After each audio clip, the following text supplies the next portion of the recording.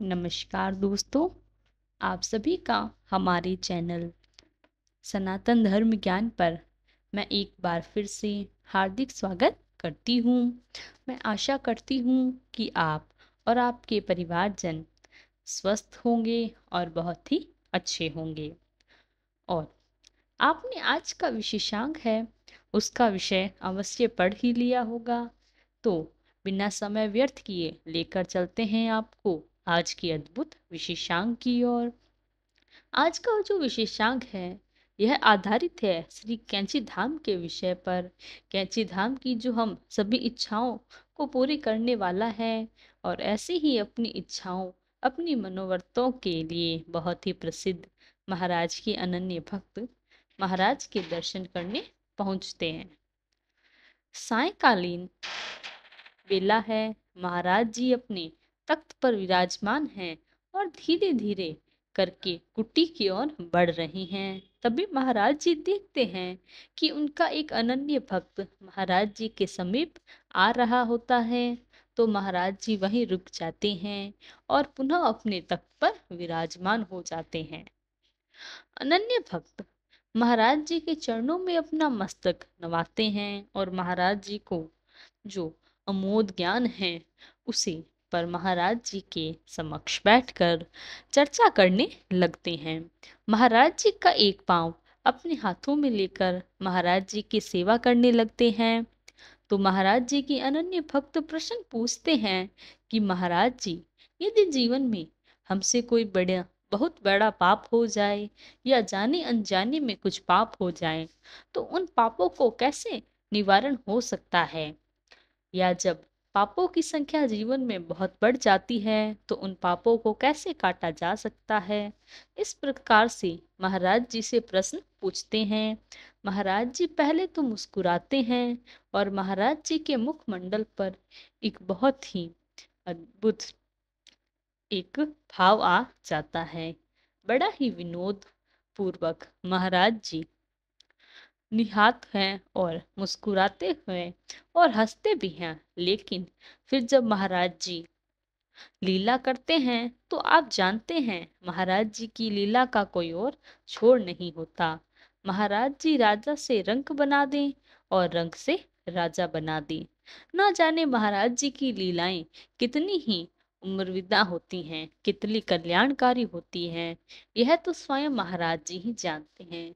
तो एक लीला महाराज जी की करते हैं। महाराज जी पहले बहुत मुस्कुराते हैं, लेकिन जब प्रति उत्तर देते तो इतना गंभीर प्रति उत्तर देते हैं। तो आपने साथ हम साझा कर रहे हैं।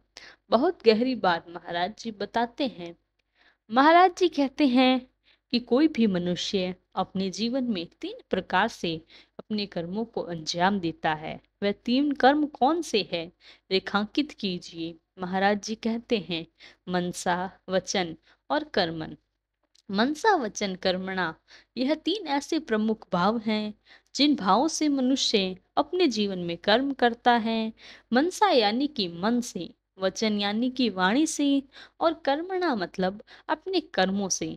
जो ऐसे प्राकृतिक कृत्य करता है, भौतिक रूप से जो कृत्य करता है उससे कृत्य ना कहते हैं। तो महाराज जी कहते हैं कि हम सभी को कोई पाप करते हैं या जीवन में हमसे कोई भूल चूक बस या जाने ही अनजाने में जिससे हम जानते हैं कुछ ऐसे हमने पाप किए हैं तो इन तीनों के द्वारा ही व्यापन किए गए हैं। जैसे कि हम मन में किसी के विषय में बुरा सोचते हैं तो वह हो जाता है। इसी श्रेणी में मन से किसी के लिए बुरा सोच रहे हैं, मन में किसी के लिए षड्यंत्र कर रहे हैं, तो ऐसे पाप की श्रेणी मनसा यानी कि मन के विचारों के जाने जाती हैं, पापों की श्रेणी में आती है।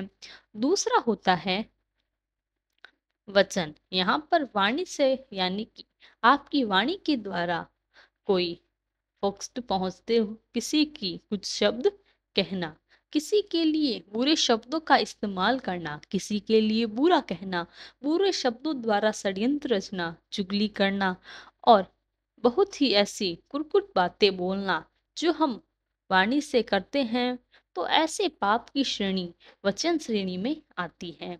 ऐसे ही कर्मंदक अर्थात यानी कि जो हमने इस भौतिक स्वरूप के द्वारा जिससे हमने पाप किए हैं वो कर्मणा की श्रेणी में आते हैं।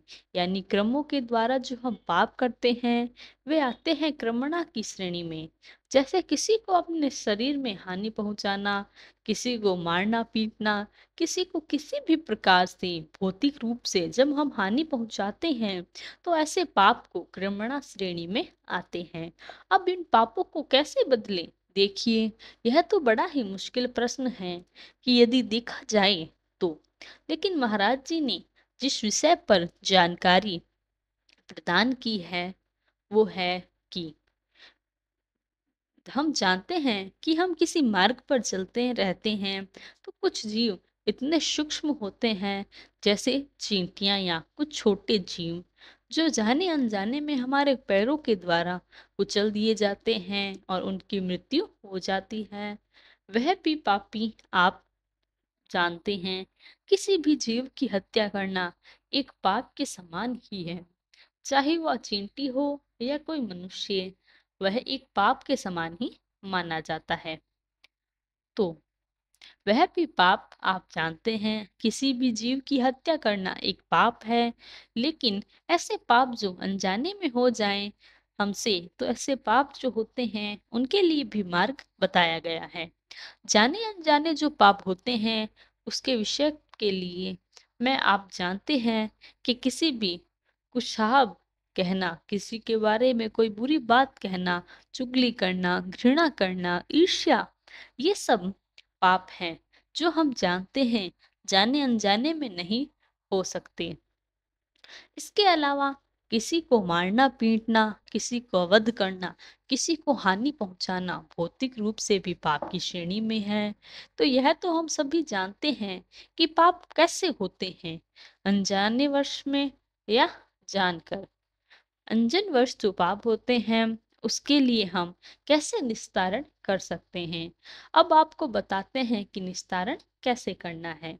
महाराज जी कहते हैं कि जब भी हमसे कोई पाप हो जाता है तो यही जो 3 कर्मों के फल स्वरूप जैसे मनसा, वचन और कर्मणा, इन तीनों को यदि हम ईश्वर के विषय में लगा देते हैं तो यह सारे पाप स्वतः ही धीरे धीरे करके हमारे जीवन से लुप्त हो जाते हैं। यह तीनों जो भाग हैं उनको ईश्वर से कैसे लगे? मनसा जैसे मैंने बताया था, मनुष्य जब यहाँ पर आपको क्या करना है कि मन से ईश्वर को याद करना है। यानी कि आपने देखा होगा कि जो संत जैन सुमिरन करते हैं, सुमिरन का अर्थ होता है मन ही मन ईश्वर के स्वरूप को, ईश्वर की बातों को, ईश्वर के विषय में सोचना या ध्यान करना। यह सब आप मनसा की श्रेणी को सकारात्मकता की ओर लगे। मनसा तब तक जो बुरे कर्म मन में कर रहे हैं, बुरे कर्मों को छोड़कर हमें ईश्वर के मन से याद करना है, ईश्वर का सुमिरन करना है, ईश्वर के विषय में जानकारी सूचना है, उसका अध्ययन करना है और ईश्वर का ध्यान करना है। तो आप अपनी पापों को मनसा के द्वारा ऐसे बदल सकते हैं। दूसरी श्रेणी में आते हैं वचन की। तो अब बात क्या करते हैं कि अपनी वाणी से दूसरों को बुरे विषय में बातें बोल रहे हैं, घृणा कर रहे हैं या ईर्ष्या कर रहे हैं, तो लोगों के लिए अपनी वाणी से षड्यंत्र रच रहे हैं। तो अब क्या करना है? सकारात्मकता की ओर अपनी वाणी से ईश्वर की सेवा करनी है।